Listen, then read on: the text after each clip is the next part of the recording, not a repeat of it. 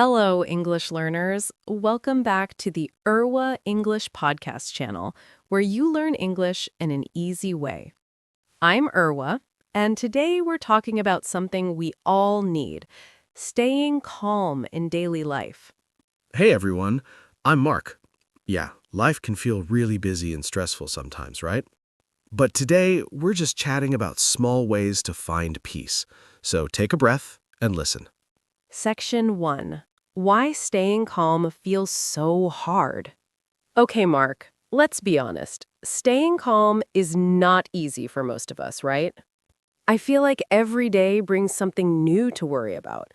Work, family, health, everything. Oh, I totally understand that feeling. It's like our minds never really stop thinking, you know? Even when we're resting, we're planning tomorrow or remembering yesterday, never just here. Exactly. We're always somewhere else in our heads. That makes it hard to feel calm. I think modern life makes this worse too. We have so many notifications and messages. Yeah, our phones are constantly buzzing. Someone always needs something from us, it feels like. And that creates this constant low-level stress. It's always there, humming in the background. Low-level stress. That's a good way to describe it. Not huge panic attacks or anything. Just this steady, quiet tension that never really goes away completely. You know that feeling? Oh yeah, definitely. It's like carrying a heavy backpack all day. You forget it's there sometimes, but your shoulders get tired, your body feels it, even when your mind doesn't notice. That's such a good image, Mark. The heavy backpack we don't realize we're carrying around. So the question is, how do we put that backpack down? Even just for moments. Right. We'll talk about some gentle ways to do that. Let's explore that next, okay? Because staying calm isn't about being perfect. It's about finding small moments of peace. Section 2. The power of breathing. Something so simple. All right, so let's start with something really basic. Breathing. I know it sounds almost too simple, but breathing properly can actually change how we feel in just a few seconds. Yeah, it's interesting, right? We breathe all day without thinking, but we don't breathe well. When we're stressed, our breathing gets shallow. That means short, quick breaths from our chest. Oh, shallow breathing. Yes, I catch myself doing that when I'm anxious or rushing somewhere. It's like my chest is tight and I'm only using the top part, not the deep part. Exactly. And that shallow breathing actually tells our body to stay stressed. It's a cycle. But when we breathe slowly and deeply, we send a different message. We say, it's okay. So, deep breathing is like telling your body that you're safe, even when things feel chaotic.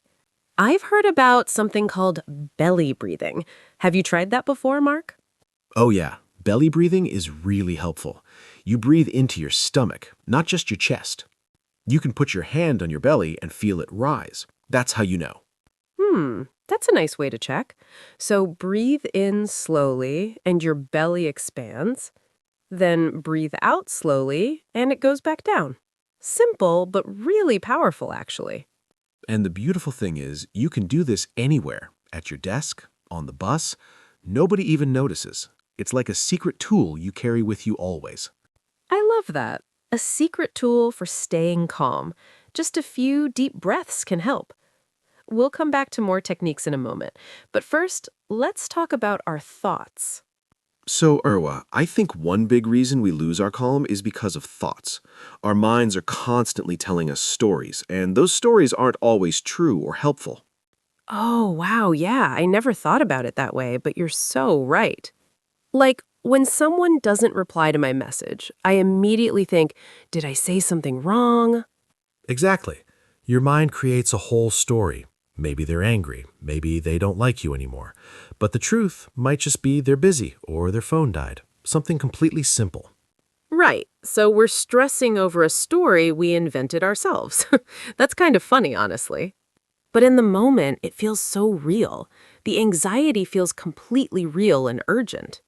Yeah, because our brains are trying to protect us. They're looking for danger all the time.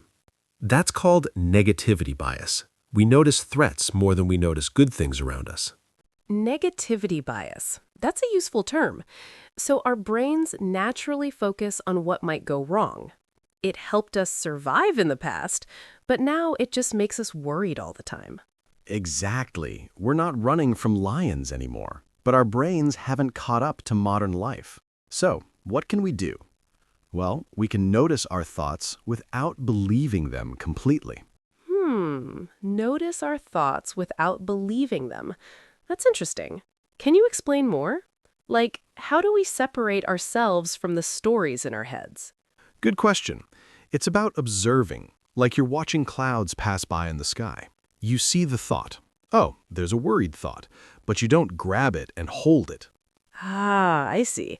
So thoughts are just thoughts. They're not facts. They're just mental events passing through. That actually feels really freeing, like I don't have to believe every single thing I think. Exactly. And that little bit of distance can help us stay calm. We're not caught inside the storm. We're watching the storm from a safe place. This part really matters for finding peace. Okay, so we've talked about breathing and about our thoughts, but what about daily actions?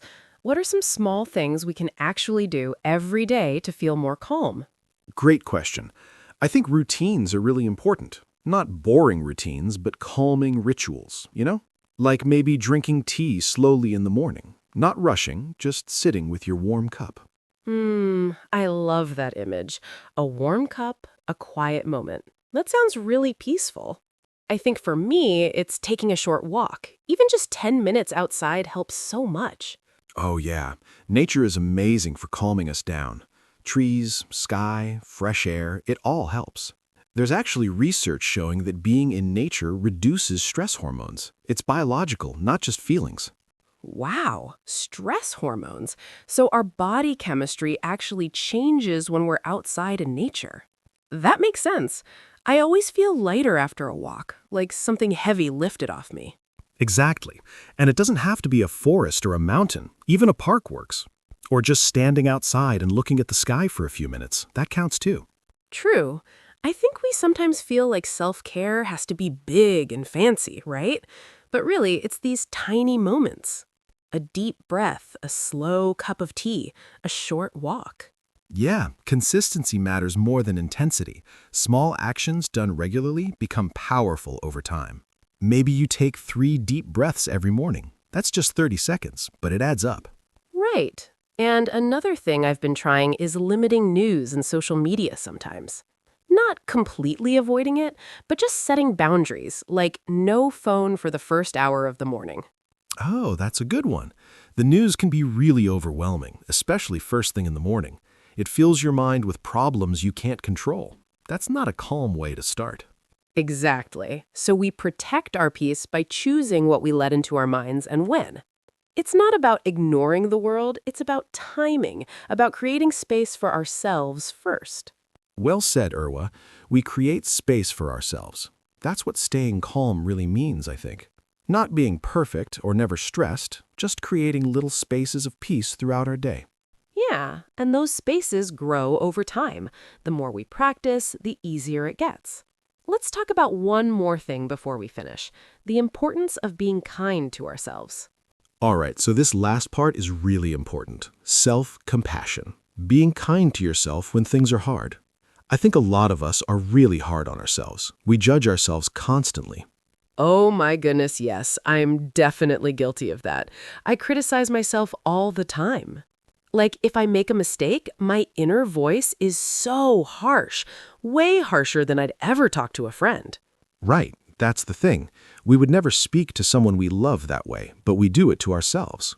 And that harsh inner voice makes it impossible to feel calm. You're constantly under attack from yourself. That's so true. So self-compassion means talking to ourselves like we'd talk to a good friend, with kindness, with understanding, recognizing that everyone struggles. We're not alone in this. Exactly. Self-compassion has 3 parts, actually. First, being kind to yourself instead of critical. Second, remembering that suffering is part of being human. Everyone feels this way sometimes. Everyone feels this way. That's really comforting, honestly. We're not broken or failing. We're just human. And what's the third part of self-compassion, Mark? The third part is mindfulness. That means noticing your pain without exaggerating it or ignoring it. Just seeing it clearly. Yes, this is hard right now. I'm struggling. That's okay. So it's like holding your own feelings gently, not pushing them away, not drowning in them, just acknowledging them with kindness. Yeah, this is tough. I see you. You're doing your best.